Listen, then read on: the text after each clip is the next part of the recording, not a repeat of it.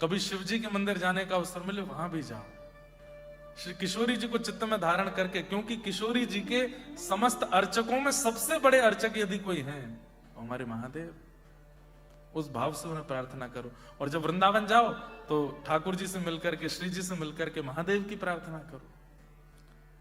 दोनों में कभी भेद मत करो, एक रस एक रूप मानो। हमारे श्री राधा वल्लभ लाल जी तो महादेव के सेवा के ठाकुर जी हैं, जो वृंदावन में विराजन है। महादेव सेवा करते हैं उनकी, स्वयं अपने हाथों से सेवा करते हैं। पार्वती जी रसोई बनाती हैं, श्री गणपति जी, कार्तिकेय जी पूरे मंदिर की व्यवस्था करते हैं। आत्मदेव ब्राह्मण की याचना करने पर महादेव ने श्री राधा वल्लभ लाल जी को उन्हें प्रदान किया, और कालांतर में श्री हितरवंश महाप्रभु राधा वल्लभ जी को लेकर के वृंदावन पधारे। ये महादेव के ठाकुर हैं। तो शिव में, कृष्ण में, शिव में और नारायण में कभी अंतर नहीं मानो, एक रूप मानो, एक रस मानो, एक भाव मानो। तीसरा नामापराध क्या है? तीसरा अपराध क्या है? गुरोर अवज्ञा श्रुति शांति नंदनम हरि नाम निकल्पनम अर्थवाद। क्या कह रहे हैं? श्री गुरुदेव की आज्ञा की अवज्ञा करना। गुरुदेव ने कह दिया सिडनी जाओ, अभी जैसे मान लो कह दिया आपके गुरुदेव ने बैठे बैठे, चलो क्या कर रहे हो? कुछ नहीं, जाओ सिडनी जाओ। एक बात बता रहे तो ये नहीं पूछना कैसे जाएं, कब जाएं, पैसे कौन देगा, भोजन क्या करें, सिडनी जाके करना क्या है। गुरुदेव ने कह दिया तो जाओ। इतनी आज्ञा का पालन गुरुदेव के प्रति, इतनी तो बहुत ऊंची बात कर दी हमने, पर गुरु जितनी आज्ञा करें उसकी भी अवज्ञा कर देना, नहीं मानना, उसका पालन ना करना, यह अपराध है। यह नामापराध में आता है। और ये ध्यान करते चलिएगा कि ये सारे वो अपराध हैं जिनके कारण भजन में मन नहीं लगता, जिनके कारण कथा में मन नहीं लगता, जिनके कारण ठाकुर जी की सेवा में मन नहीं लगता। ये सारे अपराध यदि आपके अंदर होंगे तो भगवत भक्ति में मन नहीं लगेगा। और जिस दिन ये अपराध नष्ट होंगे, भजन भी बनने लगेगा, सेवा भी बनने लगेगी, व्रज प्रिय भी लगने लगेगा, श्री जी कृपा करने लगेंगे, अपने आप अपने पास बुलाने भी लगेंगे। अपराधी हैं हम, इसलिए दूरी बनी है। अगली अवज्ञा क्या है? अगला अपराध क्या है? गुरुदेव की आज्ञा ना मानना। जीवन में गुरु हैं तो उनकी आज्ञा ना मानने से लगेगा, और जीवन में गुरु नहीं है तो कृष्णम वंदे जगत गुरुम, पूरे विश्व के गुरु कौन है? श्री कृष्ण। श्री कृष्ण की आज्ञा ना मानना। अच्छा एक बात बोले, अगर जीवन में गुरु हैं तो आप थोड़े कम बच जाओगे, क्यों? गुरुदेव तो कभी कभी आज्ञा करेंगे, पर अगर गुरु नहीं है तो कृष्ण आपके गुरु हैं। कृष्ण की आज्ञा तो बहुत सारी है। संपूर्ण भगवत गीता कृष्णाज्ञा है, श्रीमद् भागवत पूरी कृष्णाज्ञा है, महाभारत पूरी कृष्णाज्ञा है। कितनी आज्ञाएं हैं, उन आज्ञाओं का पालन नहीं करोगे तो अपराध लगेगा। गुरु अवज्ञा तुरत भवानी। महादेव कहते हैं कि गुरु की आज्ञा की अवहेलना और अवज्ञा करने से तुरंत दंड मिलता है। इसलिए नामापराध में तीसरा अपराध क्या है? गुरु अवज्ञा, गुरु आज्ञा ना मानना। गुरुदेव जो कहते हैं उसको तुरंत अक्षरशः पालन करने लग जाओ। पहली बात, गुरु आज्ञा देते नहीं है, गुरु सामर्थ्य देते। जैसे पिता ने अपने पुत्र से कहा ये हमारी जमीन है, यहां घर बनाना है, तो अब पुत्र को बिजनेस करना पड़ेगा, जॉब करनी पड़ेगी, पैसे कमाने पड़ेंगे, बैंक बैलेंस बढ़ाना पड़ेगा, तब जाकर के वो काम बन पाएगा। सामर्थ्य नहीं देते पिता, पिता केवल आज्ञा देते हैं, सामर्थ्य पुत्र को खुद लानी पड़ती है। लेकिन गुरु के भाव में ये बात अलग है।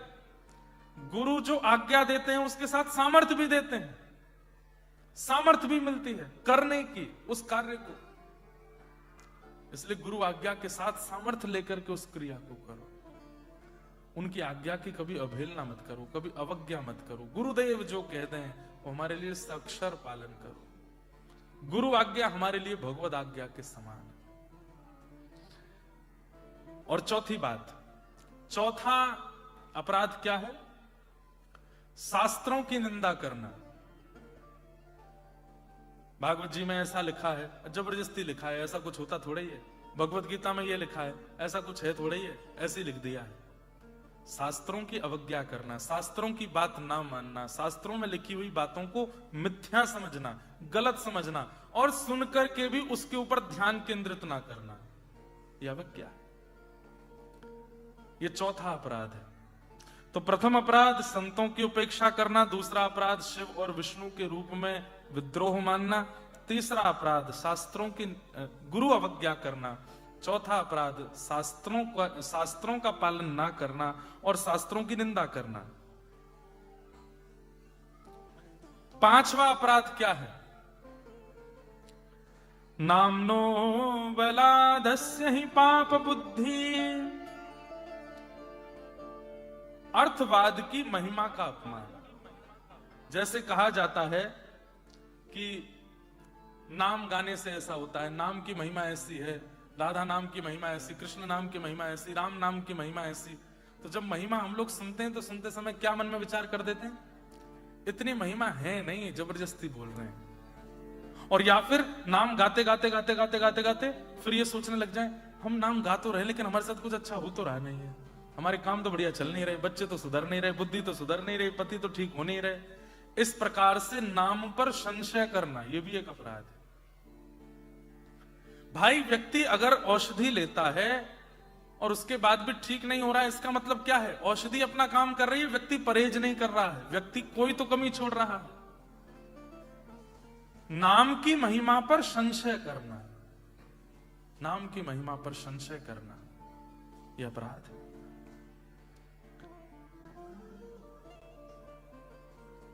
अर्थवाद की महिमा, नाम की महिमा को ना समझना और ऐसा मानना कि नाम से कुछ होता नहीं है। अभी कई भारत में बड़े बड़े लोग हो गए हैं, वो कहते हैं नाम गाने से सब कुछ हो जाएगा, तो फिर भगवान का काम धंधा सब छोड़ दो, भगवान का नाम गाते रहो, अपने आप हो जाएगा। अब देखो, एक बात हमारी सुनना बहुत ध्यान से।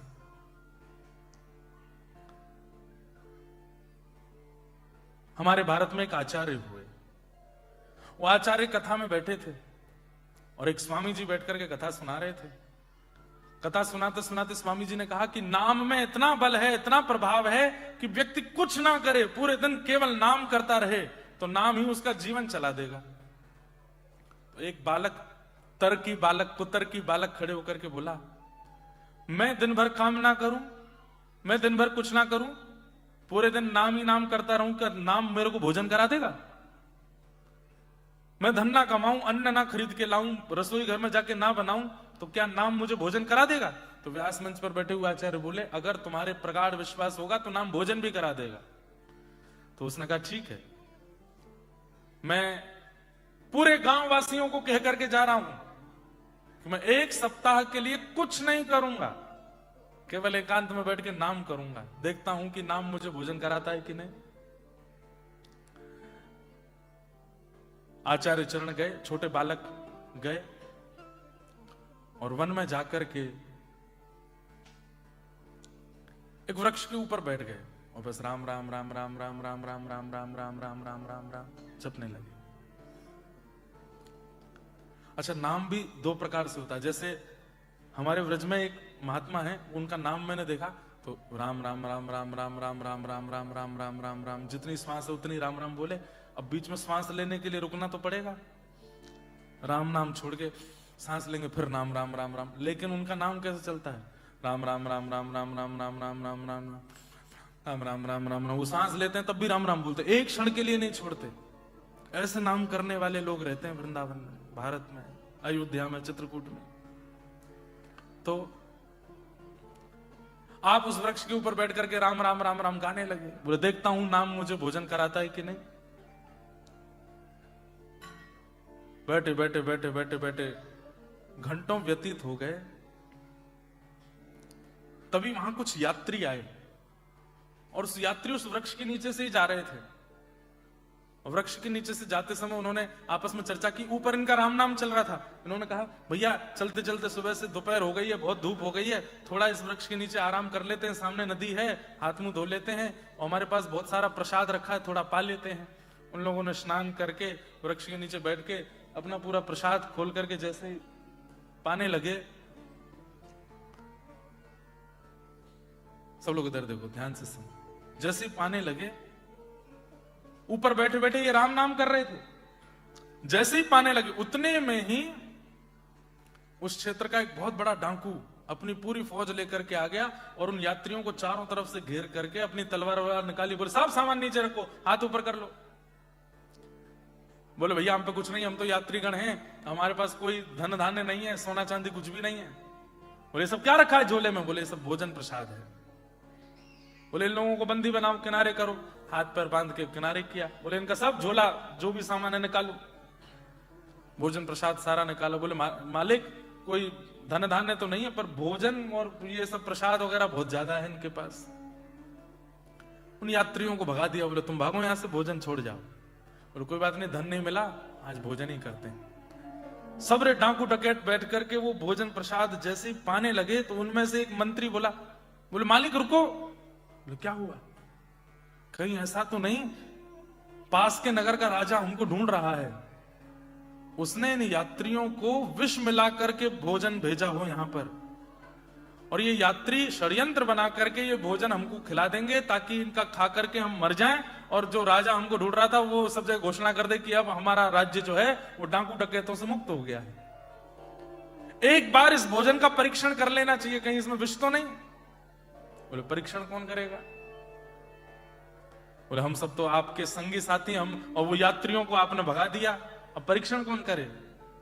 तो ढूंढने लगे कोई मिले तो परीक्षण करे। ऊपर बैठे बैठे वो बालक राम राम राम राम जप रहा था, तभी एक सैनिक की नजर पड़ी, अरे मालिक मिल गया मिल गया मिल गया, देखो ऊपर बैठा है, इसको नीचे उतारो। अब वो बालक भागा वहां से, तो जैसे तैसे उसको पकड़ लिए।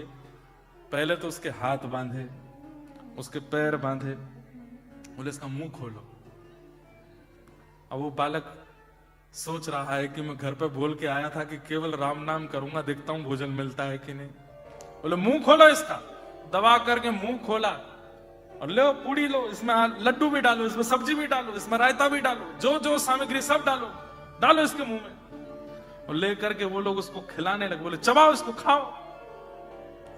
मतलब यहां तक स्थिति पहुंच गई कि चबा भी स्वयं नहीं रहा है, दो लोग पकड़ करके उसका मुंह चला रहे हैं। अंत में उसने आकर के पूरे गांव के आगे घोषणा कर दी, राम नाम में इतना बल है कि चबाना भी नहीं पड़ता, चबाते भी राम जी ही हैं। ये नाम की महिमा है, ये नाम की महिमा। और ये कोई मनगढ़ंत कथा नहीं है। हमारे भारत के आचार्य, यही बालक फिर आचार्य हुए, जीवन भर इन्होंने फिर राम नाम ही जपा। तो मेरा कहने का मतलब ऐसा नहीं कि आप लोग जॉब ना करो, बिजनेस ना करो, स्कूल मत जाओ, कॉलेज मत जाओ, यूनिवर्सिटी में मत पढ़ो, बस नाम के आश्रय रहो। एक ही पंक्ति याद आती है आप लोगों के लिए, जिस देश में जिस वेश में परवेश में रहो, राधा राधा राधा रमण कहो। जिस देश में जिस वेश में परवेश में रहो, राधा राधा राधा रमण कहो। अरे बहुत बड़े व्यापारी बन गए ऑस्ट्रेलिया के, अच्छी बात है। बहुत बड़े घरों में रहते हैं, अच्छी बात है। बड़ी बड़ी गाड़ियां चलाते हो, बहुत अच्छी बात है। लाखों डॉलर कमाते हो, बहुत अच्छी बात है। लेकिन 24 घंटे नाम नहीं करते, ये बहुत बड़े दुर्भाग्य की बात है। चलते फिरते उठते, हम ये नहीं कहते कि आप कर्म छोड़ दीजिए, कर्म में भी करना हो, भागदौड़ मेरी भी चल रही है आपकी तरह, लेकिन नाम नहीं छूटता। कल का दिन हमने अपनी छुट्टी, हमको छुट्टी लेनी पड़ती है, पता है कथा से। 365 दिन में से 360 दिन कथा करते होंगे, बीच में 5-6 दिन की छुट्टी लेते हैं कि चलो नहीं करें। कल मेरा छुट्टी का दिन था, मैंने कहा एक दिन मेलबर्न पहुंच के केवल आराम करेंगे, 4 तारीख से कथा करेंगे। कल हम सुबह आ गए थे 4 बजे। कल पूरे दिन कुछ नहीं किया, आराम किया, भोजन प्रसाद पाया। शाम को कुछ रिकॉर्डिंग करनी थी तो स्टूडियो जाना था। अचानक से सब बोले महाराज जी पास में एक मंदिर है, वहां चलना है, 2 मिनट कथा करनी है। मैंने कहा भाई हमारे बॉस कैसे हैं, संडे को भी बुलाते हैं हमको, ये है। और दुनिया के लोगों को तो इनको भजने के लिए समय निकालना पड़ता है, हमको इनसे दूर जाने के लिए समय निकालना पड़ता है, क्योंकि 24 घंटा पकड़ के रखते हैं। कल भी कान पकड़ के बैठा ही दिया व्यासपीठ में, करो मेरी कथा, थोड़ी देर कुछ बोलो। अच्छा है ना, मैं उन्हें ना पकड़ूं, वो मुझे पकड़े। और भक्ति का यही स्वरूप होना चाहिए। आप मत पकड़िए वृंदावन को, आप मत पकड़िए किशोरी जी को, अपने आप को इतना योग्य बना लीजिए कि ठाकुर जी पकड़े आप। ओ जिस देश में, जिस वेश में, परवेश में रहो, राधा रमण, राधा रमण, राधा रमण कहो। जिस देश में, जिस वेश में, परिवेश में रहो, राधा राधा राधा रमण कहो। हीरा पहनिए, सोना पहनिए, चांदी पहनिए, और भी जो नए नए आ गए हैं पहनने वाली चीजें सब पहनो। बड़ी से बड़ी ब्रांड के कपड़े पहनो। कौन सी है सबसे बड़ी ब्रांड? कपड़ों की सबसे बड़ी ब्रांड कौन सी है? कोई तो नाम बताओ। गुची सबसे बड़ी है? चलो कल पहन के आना आप लोग, सुनो, और फिर मेरे साथ फोटो खिंचाना, दिखूंगा मैं ही।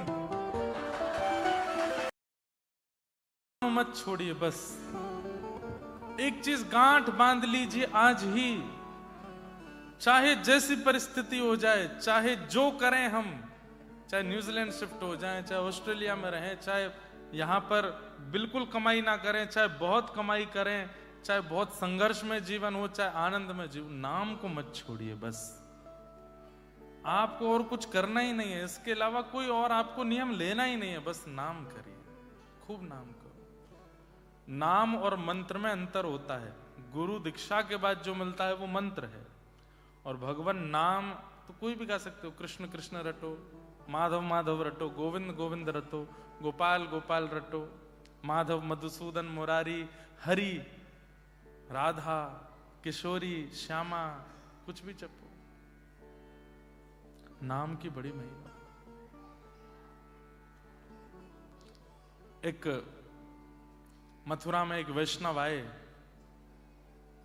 उनकी पत्नी का नाम था किशोरी, और एक रोग होने के कारण पत्नी का देहावसन हो गया। पधार गई उनकी पत्नी। इतना प्रेम करते थे अपनी पत्नी से कि अपनी पत्नी की विरह में, याद में मथुरा से रोना प्रारंभ किया, और रोते रोते रोते विहंगम वन में रोते रोते कब बरसाना पहुंच गए उनको नहीं पता था। कोई भक्त नहीं थे, किशोरी जी के कोई भगत नहीं थे, पत्नी के भक्त थे। रोते रोते जब बरसाना पहुंचे ना, और हाँ किशोरी, अरे तुम कहां चली गई, मुझे छोड़ के क्यों चली गई, अरे मेरी किशोरी जल्दी आ जाओ, मैं कैसे रहूंगा तुम्हारे बिन। ऐसे करके जब रोने लगे तो निकुंज में विराजमान तप्त कांचन गौरांगी श्री राधे वृंदावनेश्वरी, आप पूछती हैं ललिता जी से, हे ललिते, ये मेरे नाम को गाकर के इतना करुण क्रंदन कौन कर रहा है, कौन रो रहा है मेरे नाम को गाके? तो ललिता जी कहती हैं, अरे श्यामाजू, आपको नाम नाय गा रो है, अपनी घरवारी के काजे रो रो है, अपनी जोरू के काजे रो रो है, आपके काजे नाय रो रो। तो हमारी श्री किशोरी जी कहती हैं, किशोरी नाम तो मेरो है ना। अरे बाकी घरवारी को नाम भी किशोरी है। बोले कोई और किशोरी कैसे है सके ललिता? किशोरी मतलब जो सदा किशोर अवस्था में ही रहे उनको किशोरी कहते हैं।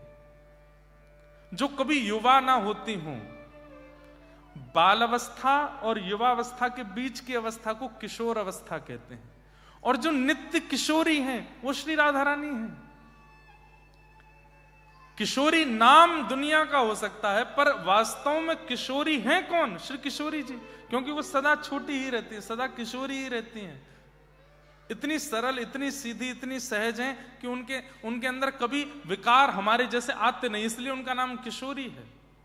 तो कहते हैं ललता किशोरी भला कोई और कैसे है सके, वो तो मैं ही रहूंगी ना, चल। बोले कहां? या को दर्शन देंगे? अरे ये तो कभी आपके दर्शन करवे भी नहीं आयो, यानी तो कभी आपको कोई नियम नहीं कियो, साधन नहीं कियो, जप नहीं कियो, परिक्रमा नहीं करी। किशोरी जी कहते हैं जिस करुण क्रंदन से वो रो रहा है, मेरे से अब रहा नहीं जा रहा, चलो मिलने।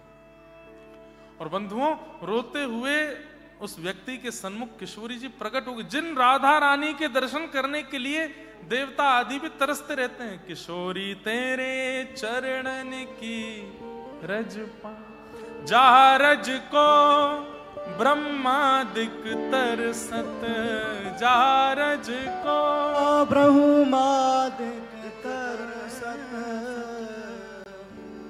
सूरज शीश चढ़ाऊं, सूरज शीश चढ़ा, किशोरी तोरे चरणन की रज पा, किशोरी तोरे चरणन की रज पा। ब्रह्मादि देवता भी जिन किशोरी जी के दर्शन नहीं कर पाते, वो व्यक्ति अपनी पत्नी की याद में रो रहा है, किशोरी जी उसके सामने प्रकट हो गई।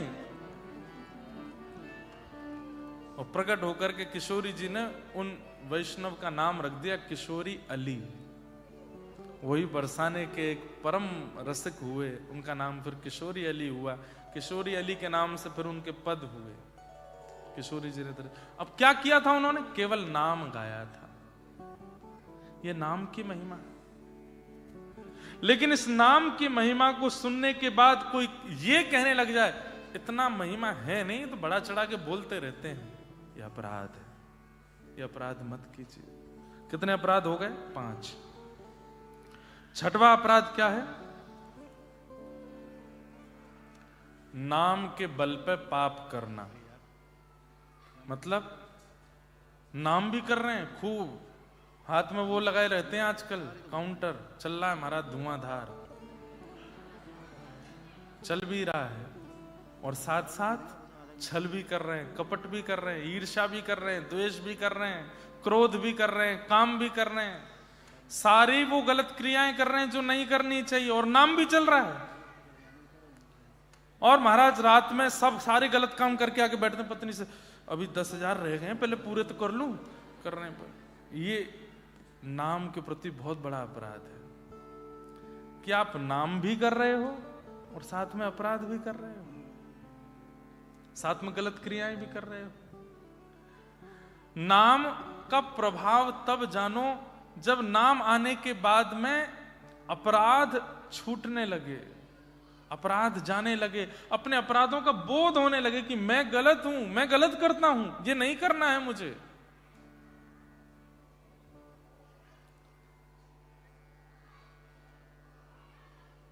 मैया तेरे पांव पड़ूं एक बार हरि बोल, मैया तेरे पांव पड़ूं एक बार हरि बोल। श्री नित्यानंद महाप्रभु, श्री चैतन्य महाप्रभु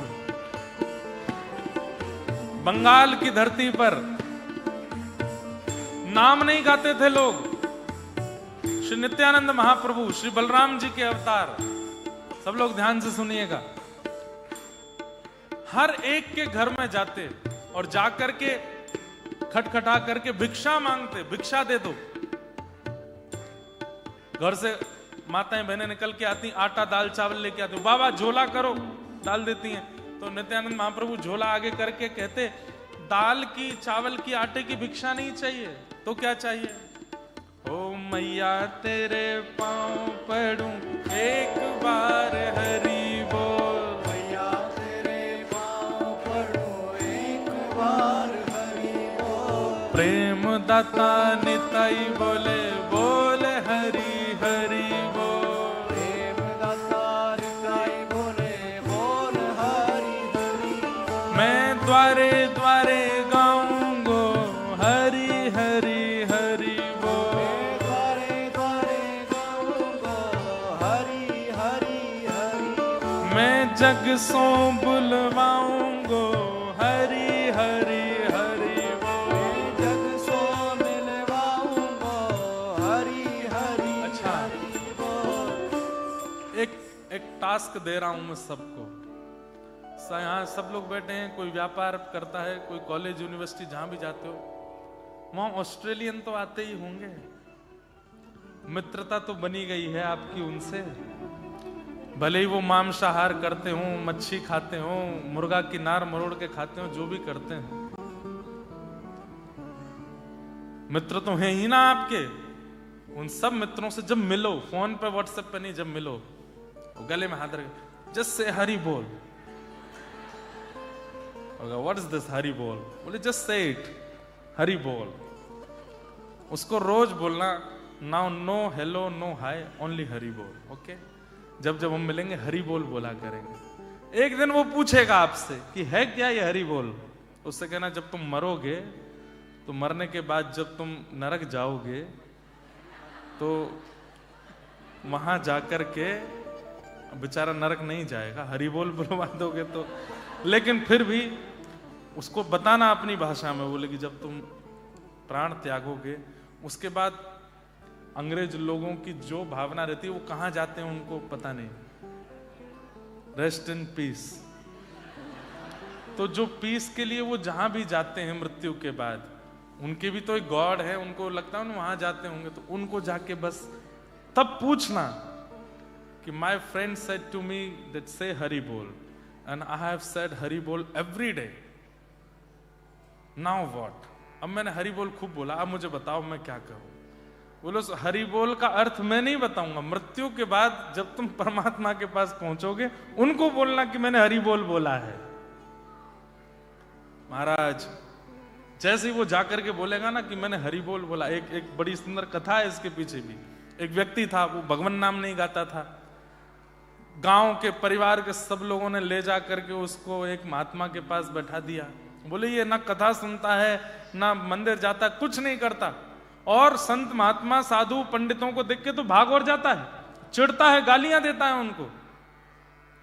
तो महात्मा जी बोले देखो तुम कुछ करो मत, सब लोग इधर देखो इधर देखो, बच्चे अपना काम कर रहे हैं, हम अपना काम करें, we have only 3 days, okay. तो महात्मा बोले तुम कुछ मत करो, बोले तो एक बार हरि बोल बोलो। उसने बोला नहीं बोलूंगा। बोले एक बार बोल दो, क्या जाता है? बोले बिल्कुल नहीं बोलूंगा।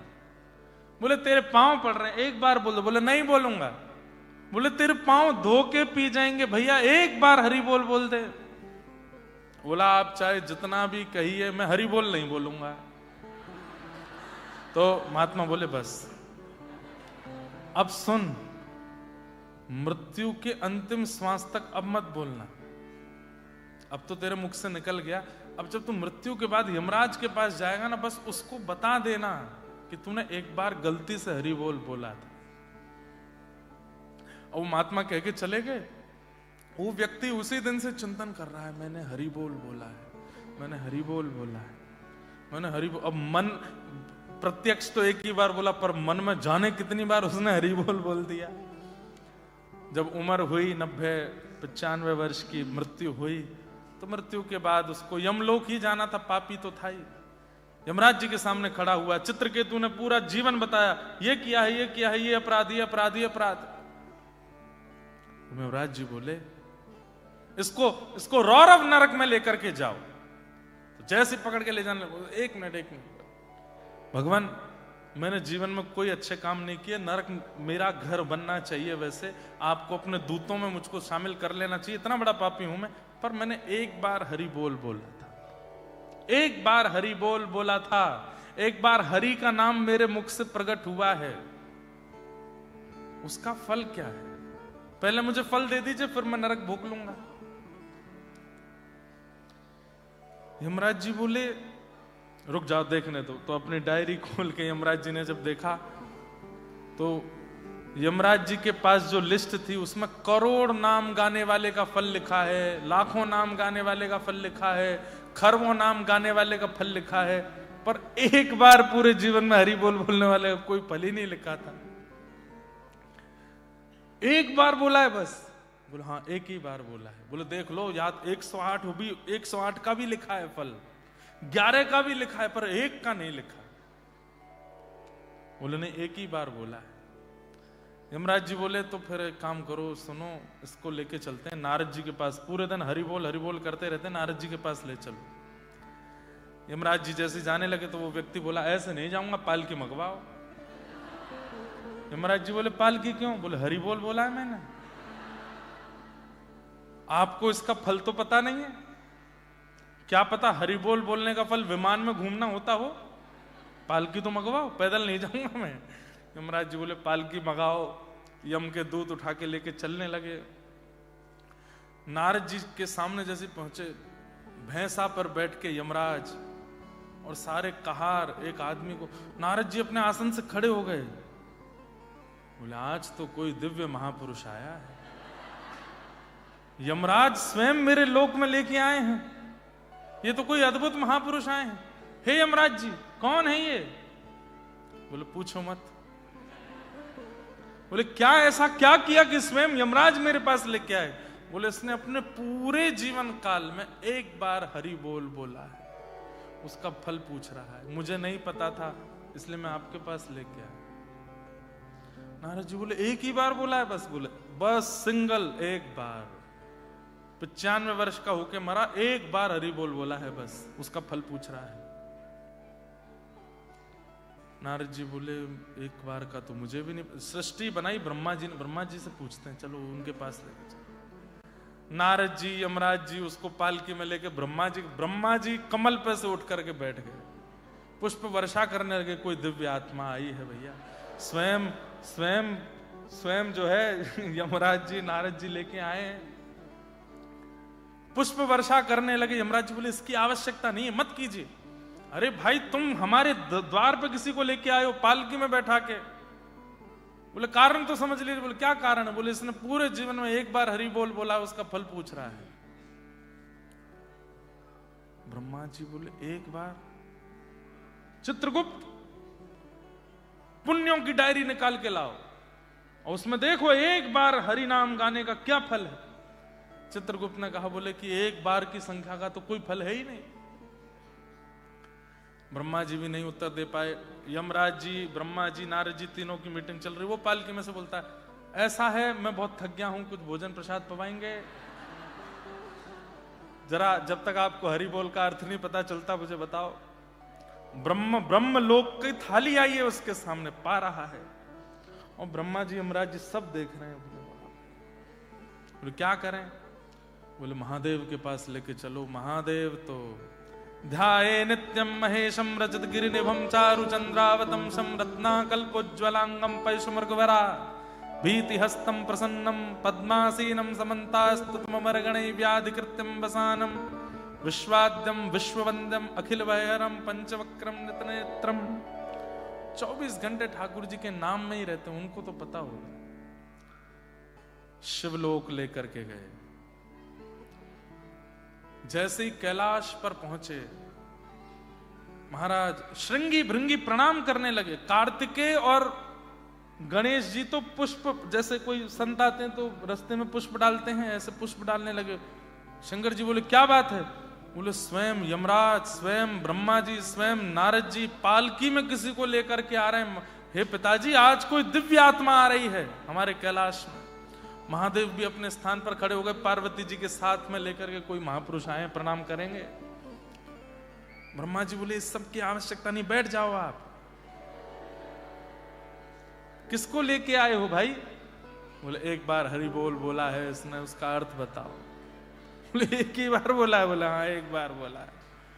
बोले अब सब जगह से नहीं मिला है अर्थ तो फिर हरि के पास ही लेके चलो इसको। और महाराज यमराज जी, नारद जी, अच्छा ये सब क्यों जा रहे हैं? बोले हमको भी तो पता चले कि एक बार हरि बोल बोलने का फल क्या होता है। वैकुंठ में लेकर के गए, जय विजय प्रणाम करते हैं, वैकुंठ के द्वार खुले हैं। दुनिया के बड़े से बड़े भक्त भी पैदल जाते होंगे, लेकिन वो पालकी में जा रहा है। आहा, शंख चक्र गदा पद्मधारी सहस्त्र शीर्षा पुरुषः सहस्त्राक्षः, भगवान के सन्मुख जैसे ही पहुंचा, भगवान अपने स्थान से खड़े हो गए। सबने जाकर कहा ठाकुर जी बैठे रहिए, खड़े नहीं होना है। बोले अरे किस दिव्यात्मा को लेकर के आए हैं? सब ने बताया, बोले कि इसने एक बार हरि बोल बोला है, नरक में यातना भोगने आया था, पर पूछ रहा है हरि बोल बोलने का फल क्या है, क्या बताएं? यमराज जी लेकर के नारद जी के पास गए, नारद जी बोले मैं लेकर के ब्रह्मा जी के पास गया, ब्रह्मा जी बोले मैं लेके महादेव, और हम सब लेके आपके पास आए हैं। ठाकुर जी जोर से हंस करके बोले स्वयं नारद जी, स्वयं ब्रह्मा जी, स्वयं महादेव, स्वयं यमराज इसको पालकी में बैठा के वैकुंठ लामे, यही हरि नाम बोलने का फल है, यही हरि बोल बोलने का फल है। मैया तो एक ही है, गंगा जी, यारा मदर गंगा। गंगे गंगे यो ब्रूयात यो जनानाम सतैरपि मुच्यते सर्व पापेभ्यो विष्णु लोकम स गच्छति। तो गंगा ही है, ठीक है। कल मैं गया था वहां पे,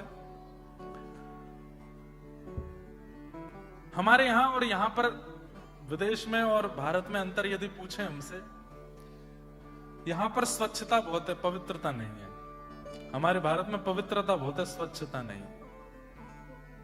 ये गड़बड़ी भारतीय लोगों की है, इसको अगर सुधार कर ले भारतीय लोग।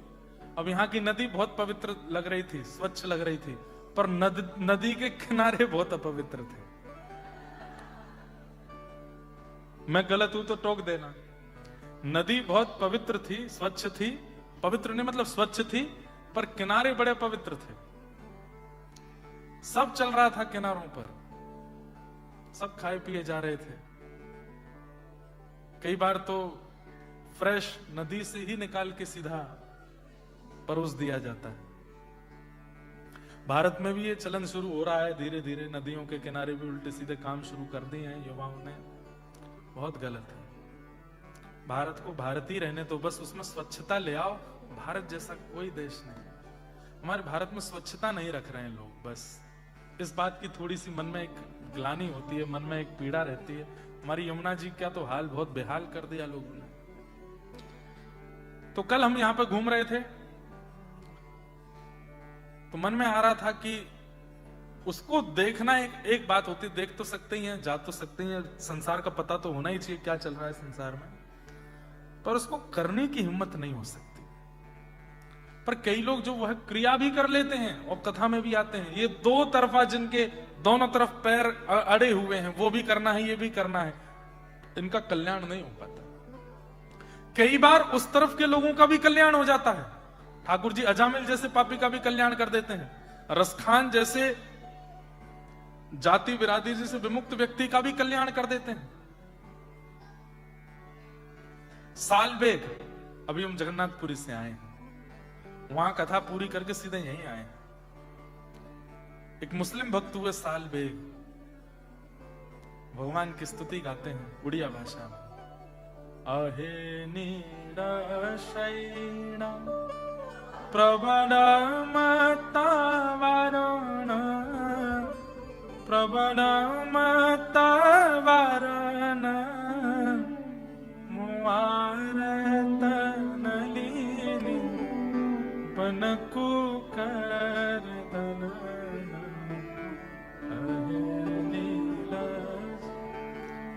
जिन लोगों को कभी नहीं सुनी है या याद, एक बार सुनना। कथा भी बहुत सुंदर है साल बेग की।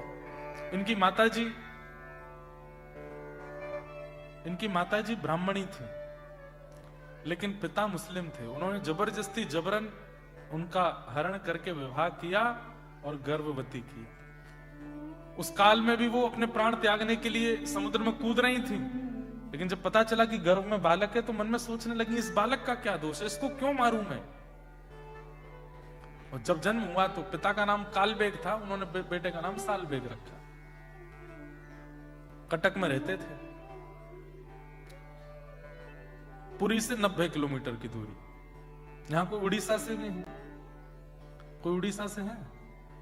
हाँ, एक ही हाथ उठा उड़ीसा से। बहुत अच्छा। तो मां से बचपन से जगन्नाथ जी की लीला सुनते थे, लेकिन कभी महाप्रभु जी का दर्शन नहीं किया था। एक दिन पूरा गांव जा रहा था, तो मां से पूछने लगे सब कहां जा रहे हैं मां? तो बताया, बोले कि महाप्रभु जगन्नाथ जी की रथ यात्रा हो रही है, रथ यात्रा में जा रहा हूं। तो मचल गया छोटा बालक सालवेग, मैं भी जाऊं, मुझे भी देखना है। कैसे हैं वो?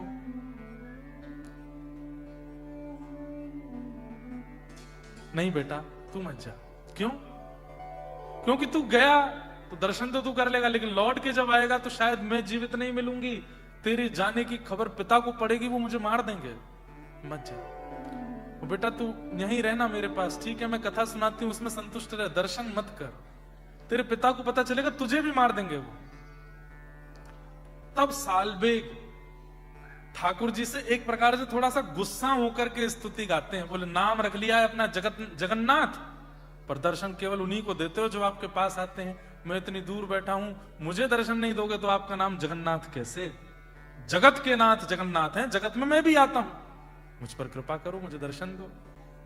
हे नीलाचल पर्वत के हाथी, मतवाले हाथी जगन्नाथ, अभी 14-15 तारीख में रथ यात्रा होगी महाप्रभु जगन्नाथ जी की।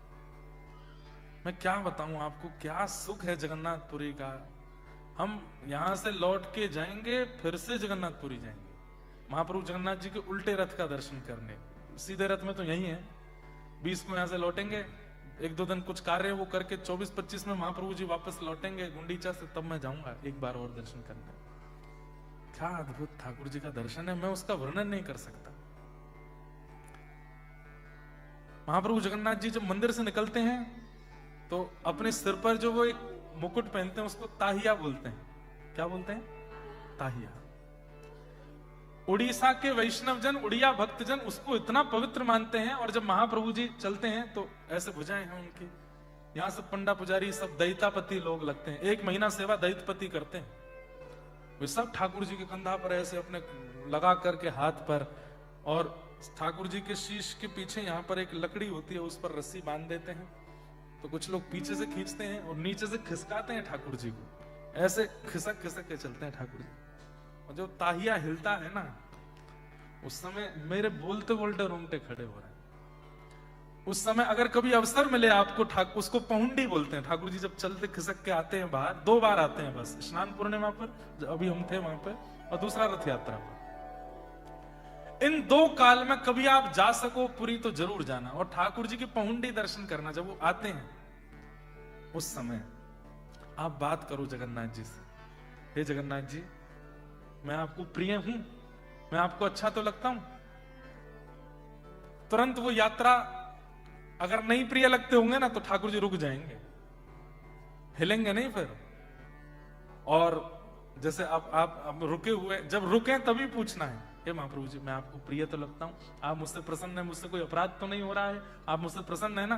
तुरंत महाप्रभु जी ऐसे चलने लगेंगे, और वो जो ताहिया आगे पीछे हो तो समझो हाँ कर रहे हैं, हाँ तुम प्रिय हो, पूछ लो मुझसे कोई अपराध बना? अब ढूंढते रहो क्या अपराध बना। और एक तो अद्भुत है कि जैसे जगन्नाथ जी जहां से भी जा रहे हो, तो जैसे मान लीजिए इधर से आ रहे हैं और आप इधर खड़े हो, महाप्रभु जी ऐसे जा रहे हैं, जैसे सामने आवे एक बार कहना, हे महाप्रभु जी एक बार मुझे इधर देखोगे नहीं, एक बार मेरी ओर देख लो। आप देखेंगे तुरंत ऐसे पंडाओं पर गिर जाएंगे, आपको ऐसे देख लेंगे दोनों नेत्रों से। ये तो मैंने प्रत्यक्ष अनुभव वहां सब उड़ीसा वैष्णव जन जितने भी उड़िया भक्त हैं जगन्नाथ, वो बात करते हैं महाप्रभु जी से, और महाप्रभु जी उत्तर देते हैं, हाँ या ना के प्रश्न होने चाहिए।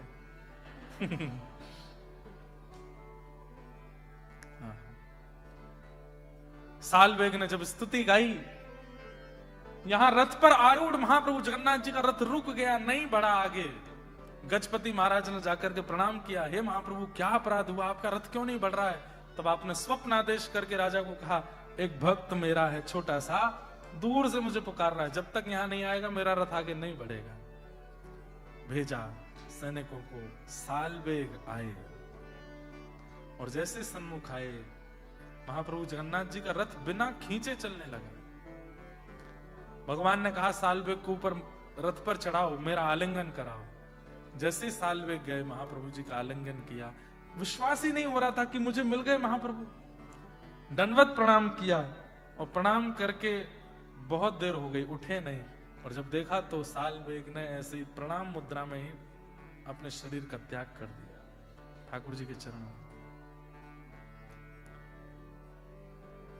कहे साल बेगहीन जाती रे मुझवण, श्रीरंगा चरण तले करू अच्छी अपन, अहे नील शैल प्रबणाम तवारण, प्रबणाम तवारण, मुमारत नलने बनको कर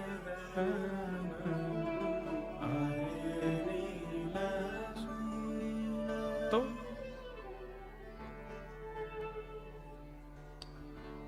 नाम के बल पर पाप मत करो। छठवां अपराध। सातवां अपराध क्या है? नाम की तुलना किसी अन्य साधन से मत करो। समझ में आई बात? नाम से ज्यादा जरूरी हवन है, नाम से ज्यादा जरूरी यज्ञ है, नाम से ज्यादा जरूरी यात्रा है, नाम से ज्यादा जरूरी परिक्रमा है, सब जरूरी है, पर नाम अपने समय पर कीजिए। नाम की तुलना किसी अन्य साधन से मत करो। नाम सबसे बड़ा है, नाम जब से बड़ा कोई साधन नहीं है, स्पष्ट कह रहे हैं। धर्म व्रत त्याग हुतादि सर्वम शुभ क्रिया साम्यपि प्रमाद।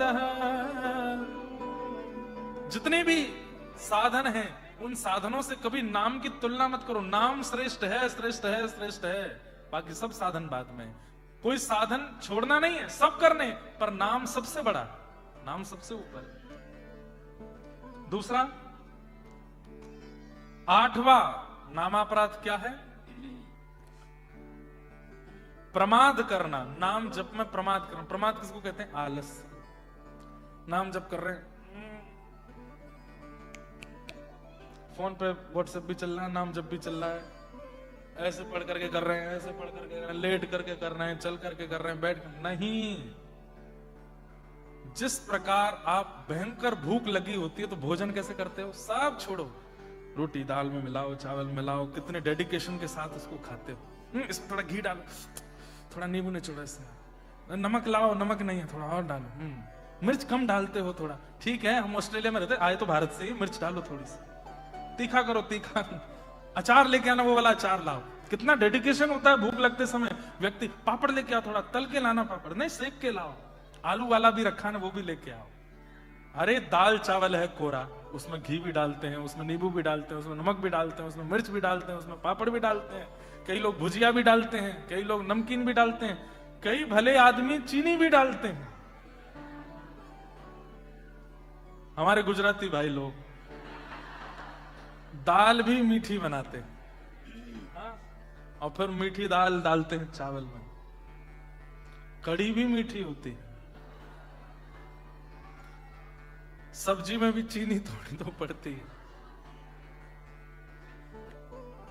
तो डेडिकेशन भोजन करते समय कैसा होता है, उसको पाना है, पूर्ण लगन के साथ पाना है।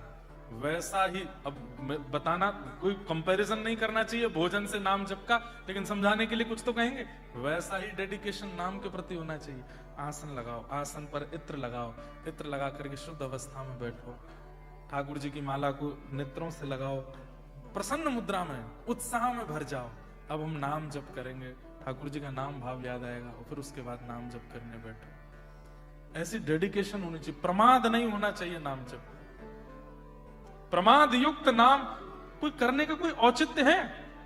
ये तो वही हो गया कि एग्जामिनेशन देते जा रहे हो, नीचे फोन पर सारी आंसर शीट भी देखते जा रहे हो। भाई एग्जाम पेपर सामने, तो केवल उसके प्रति पूर्ण ध्यान रख करके करो ना। प्रमाद करना ये नामापराध है। चलते फिरते उठते बैठते खाते पीते हंसते बैठते बात करते, ठीक है, नाम मन में चलते रहना चाहिए, लेकिन प्रमाद युक्त नाम नहीं करना चाहिए। 9वां नामापराध क्या है? श्रद्धा और वैष्णवता से शून्य व्यक्ति से नाम बुलवा सकते हो। जैसे मैंने कहा, अंग्रेजों से बुलवा लो, ऑस्ट्रेलियन से बुलवा लो, और भी जो मित्रगण उनसे सब हरि बोल बुलवाओ, लेकिन उसकी महिमा मत सुनो। जो वैष्णव नहीं है और जिसके मन में श्रद्धा नहीं है, उसको नाम की महिमा मत बताइए। क्यों? हाँ ठीक है, बहला फुसका करके नाम बुलवा दो, पर उसकी महिमा मत बताओ। क्यों? क्योंकि उसके अंदर श्रद्धा नहीं है, उसके अंदर विश्वास नहीं है, उसके अंदर वैष्णवता नहीं है। और मैं केवल ऑस्ट्रेलियंस को ही क्यों कहूं, हमारे घर परिवार के भी कई लोग होते हैं जिनकी श्रद्धा विश्वास नहीं होती। उन सब के आगे ज्यादा ठाकुर जी की कथा का महिमा मंडन मत करो, क्योंकि वे वहां भी दोष निकाल करके अपशब्द बोलेंगे। इसलिए जो ठाकुर जी से विहीन है, वैष्णवता से विहीन है, ठाकुर जी के नाम भाव प्रेम से बिल्कुल विहीन है, उनके सामने हरि चर्चा नहीं करनी, नहीं तो नामापराध लगेगा। और अंतिम नामापराध क्या है? ये 9 नामापराध सुनने के बाद और नाम की इतनी महिमा सुनने के बाद भी नाम न करना, ये 10वां अपराध है। अब यहां बैठा हर व्यक्ति, जितने बैठे हैं, मैंने आपको बहला फुसला करके नाम की महिमा बता दी। अब नहीं करोगे तो अपराध लगेगा।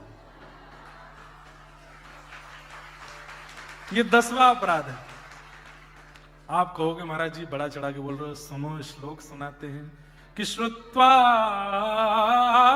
नाम महिमात्म्यम यप्रीति हितोधमम् अहम मादि परमो नाम्नि सोप्य अपराध कृत अपि प्रमाद। जो व्यक्ति नाम महिमा सुन लेता है, नाम की महिमा सुनने के बाद भी नाम नहीं लगाता, अपने जीवन में नाम को नहीं लाता, अपराधी, वो 10वां नाम अपराध। इसलिए ये 10 नाम के अपराध हैं, इनसे बचिए और खूब हरेर नाम हरेर नामैव केवलम कलौ नास्त्यैव नास्त्यैव नास्त्यैव गतिरन्यथा। इस कलयुग में केवल एक ही एग्जिट गेट है। जैसे इस हॉल में एक एग्जिट यहाँ भी है, एक वहां भी है, इधर भी है, इधर भी है। फायर कभी लग जाए तो सब लोग इधर उधर से भाग सकते हैं। ये हमारे जीवन रूपी कलिकाल में, इस कलयुग रूपी हमारे जीवन में एक ही एग्जिट गेट है, वो है हरि नाम, राधा नाम, कृष्ण नाम, युगल नाम। केवल नाम रूपी एग्जिट गेट है। आप चाहो किसी और एग्जिट से, एग्जिट और है ही नहीं है। बाकी सारे गेट्स कैसे हैं? मनी रूपी गेट है, संसार रूपी गेट है, परिवार रूपी गेट है। हमारे इस संसार रूपी हॉल में, हम सबके संसार रूपी हॉल में बहुत सारे गेट्स हैं। पैसे रूपी, डॉलर रूपी आपके लिए तो पैसे क्यों, डॉलर कमाते हो आप तो, पैसे तो हम लोग कमाते हैं, भारतीय लोग पैसे कमाते हैं, आप तो डॉलर कमाते हैं।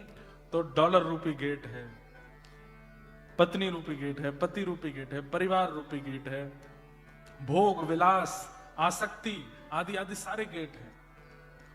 वो इतने आधुनिक तरीके से वो गेट बने हैं कि उनमें घुस करके और बड़े हॉल में पहुंच जाओगे, एग्जिट नहीं मिलेगा। एग्जिट गेट पूरे जीवन में एक ही है और वो है हरि नाम।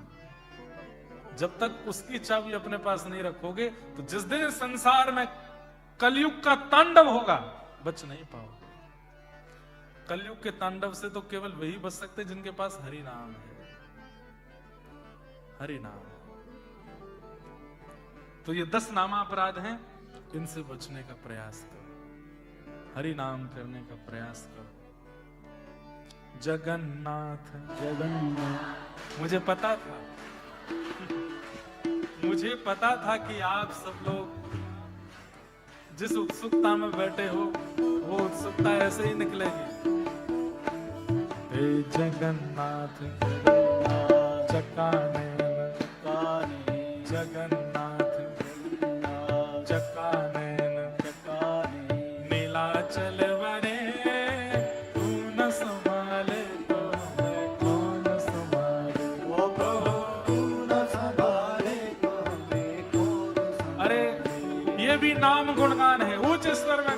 और मुद्रा बना के गाओ, कैसे हैं महाप्रभु।